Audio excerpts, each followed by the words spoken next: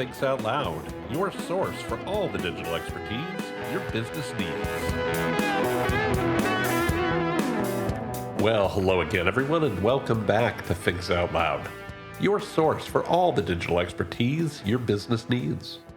My name is Tim Peter. This is episode 418 of The Big Show, and I think we've got a really cool show for you today. I really appreciate you tuning in. We've been doing a lot of episodes lately about artificial intelligence and how the technology might shape your business in the longer term. What I also want to do is I want you to remember that this is a marketing podcast, first and foremost. Marketing is always about people, not technology. I think AI is so cool. I'm the one who decides what we talk about every single week. So clearly, artificial intelligence has been top of mind for me and for a lot of other people for the last bunch of months.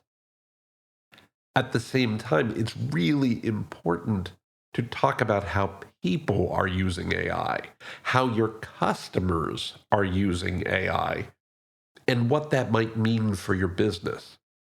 Because all of the technology in the world is only cool and only matters if your people use it, if your customers use it, if your team uses it. So I thought it'd be a good time today to talk about where are we in terms of customers? Will your customers use AI? Do your customers use AI? And the answer to that question is they are using AI, at least to some degree. It doesn't really matter if you're talking a B2B context or a B2C context, so business to business or business to consumer. Your customers are using AI today. That's obviously true if they're using Google to do search, or if they're using any number of Microsoft products, or if they're using things like Salesforce or HubSpot or Adobe or LinkedIn or, autocorrect on their phones, or, well, you get the idea. AI is increasingly baked into many of the products, many of the services, many of the tools that your customers use every single day. And as I'll get to in a minute, we should expect to see a lot more of that in the coming months. What's also true is that most people don't think they use AI very much at all. Data from Pew Research shows that about 50% of Americans say they use artificial intelligence less than once per week. Another Pew Research report shows that only 23% of Americans have tried ChatGPT ever. If we want to flip that on its head, obviously that means that 77% of Americans have never, ever used ChatGPT. And I'll tell you more in a minute on why that matters. By the way, I hope you'll pardon the provincialism here. I'm using US-only research at the moment. I know we've got a fair number of listeners all around the world, and I wanted to say thank you so much for listening. At the moment, I just don't have a great source for this data outside the US, so that's why I'm sticking with US data for right now. One of the things that appears to be true is that use of AI is more regular and more common among younger and wealthier and more educated consumers. And that's even more true at work, according to data from the Conference Board, where we see more than half of all users are using AI at least once a week. So if your question is, are my customers using AI? Well, your customers, it really comes down to who your customers are. If they're younger, wealthier, more educated, then they are using AI regularly at work and in their personal lives. If they're older, if they're less wealthy, if they're less educated, then either they're not using AI regularly, or in the case of artificial intelligence helping power Google search, then it's more likely that they're not aware how regularly they may be using artificial intelligence. We care about this because customer behaviors are ultimately what drive our business, right? We can try to influence customer behaviors as much as we can, and we do. but people behave the way they tend to behave. And the behavior that we're seeing from the least frequent users, strikes me as the most likely long-term reality for everybody. I've talked on this show many times about how technology becomes invisible. It's the default state for technology after a certain period of adoption. You've heard me use this example plenty of times, how on the original Star Trek, the doors on the ships automatically slide open and closed. That used to be science fiction. Now you see it in every store you go to. That's true, by the way. Before Star Trek, that wasn't a thing. I'd ask you, how much internet bandwidth do you use in a given month? I suspect most people have no idea. I know that I don't, actually, and I do this for a living. I suspect if it wasn't for the fact that you pay your electric bill every month, I'm going to go out on a limb and say most people don't think at all about the amount of electricity they use in a given week or month. And when you do, I suspect it's only because you know the amount of the bill, not the actual usage in watts or current or anything like that. So why should we think using AI will be any different? I've also talked in past episodes about the thousands of AI-focused applications and companies that MarTech Map has cataloged. So you're a marketer, you're using marketing technology in some part of your job.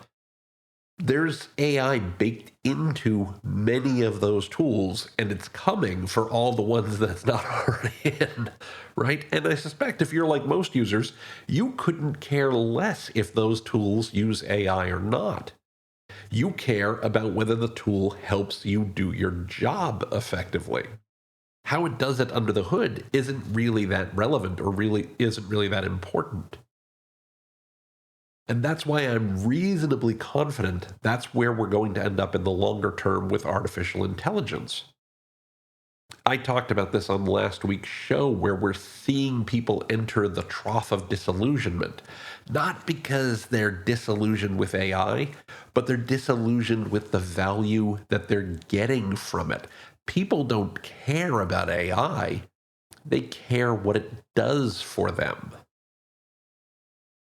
And that leads to the next question you want to think about, which is, what do your customers think about AI? Do they trust AI? And the answer, again, looking at the Pew Research, as well as some others that I'll link to in the show notes, more or less is not really. And I think this is partly because so many people haven't spent much time hands-on with AI that they're not really sure of what it can and can't do.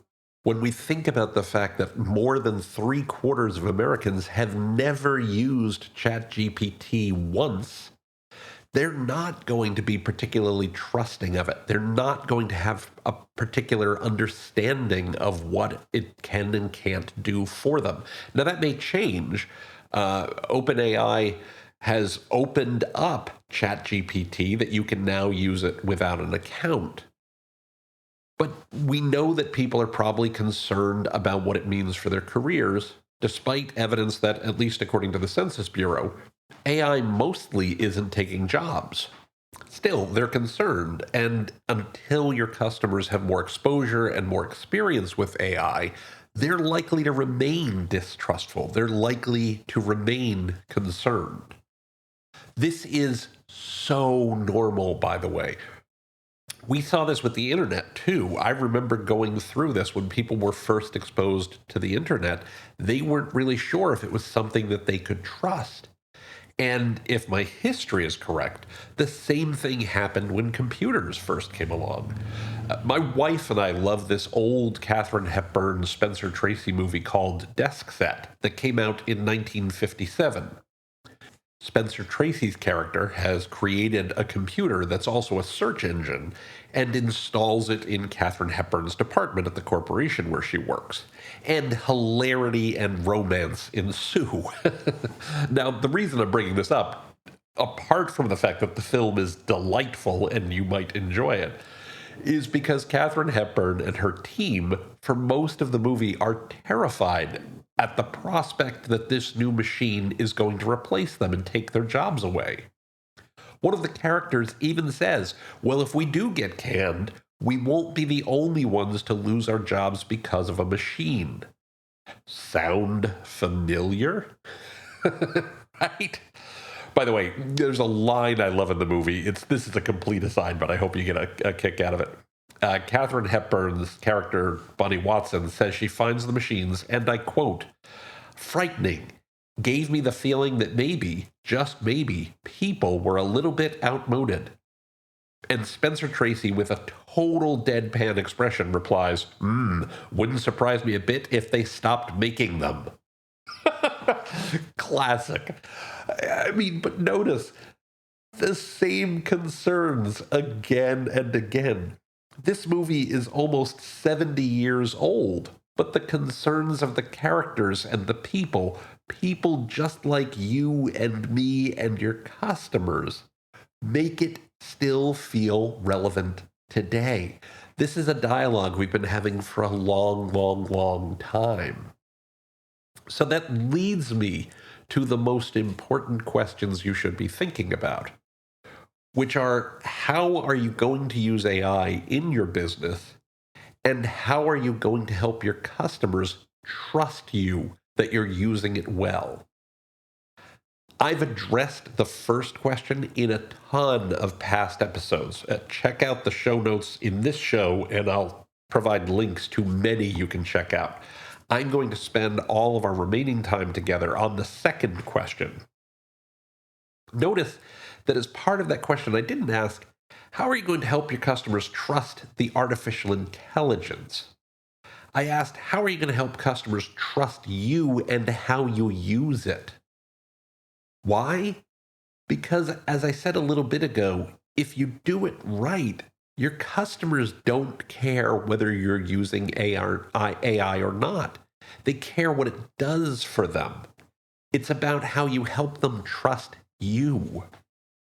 My friend Mark Schaefer has great advice about this that are words to live by right now that just echo in my skull repeatedly, that say, the most human company wins.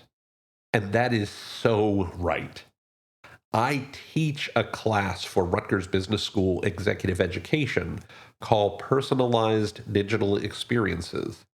And in that class, we talk a lot about A, collecting data from your customers, and B, using that data to improve customer experience and how you do it the right way.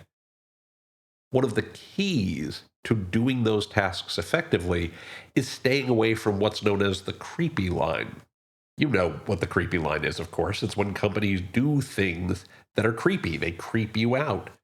For instance, if your favorite clothing retailer showed you something on their website or app that said, here are some recommendations for pants and shirts you might like based on past purchases. That's generally not creepy. If they said instead, wow, the size of clothing you're buying sure has changed a lot suddenly. Are you eating properly? Right? I think we'd all agree that would be pretty creepy. Even if it's intended to be helpful, it's still so not cool. Now, there are 4 ways to avoid the creepy line that apply equally well to artificial intelligence. The first of these is think big mother, not big brother. This idea comes from Forrester Research's Julie Ask, and it is great, amazing, perfect framing. Think about if you're using AI to make better experiences for your customers. Or are you using it just because you can, just because you can do something cool? The first of those is generally okay. The second of those might lead you towards doing things creepy because you're not thinking about the customer, you're thinking about the technology. Second, have a devil's advocate. Have someone on your team whose bonus is based on stopping you from doing creepy stuff. If everyone on your team's bonus and salary and, oh, I don't know, continued employment depends on doing something that veers towards creepy, I'll give you one guess which choice they're going to make. If instead someone on the team is actively rewarded for pushing back on potentially creepy choices, maybe a lawyer, maybe a programmer, maybe a business leader, someone with strong critical thinking skills who's thinking about the customer first and foremost, it minimizes the risk that you'll do creepy stuff. It will keep you away from the creepy line. Also, test. Third thing, test. Don't be afraid to start with small-scale tests. Start with a small audience. Start with a small task. Try that. Learn what works and what doesn't, and then scale up over time to more tasks or more audiences, or both. Fourth and finally, be transparent. Don't be afraid to let customers know how you're using AI, why you're using it, and how it benefits them. Offer them something like a frequently asked question and page, and if possible, and not always possible, but if you can, some way to opt out so that if they're not ready, they're not forced to do this. Let them know any actions you're taking to mitigate risks to them and risks to your business. The more we shine light on the benefits of AI and the benefits that it offers to our customers, the more likely it is that our customers will trust it and, by extension, trust you. So the key points you want to remember is that your customers are using AI at least some of the time.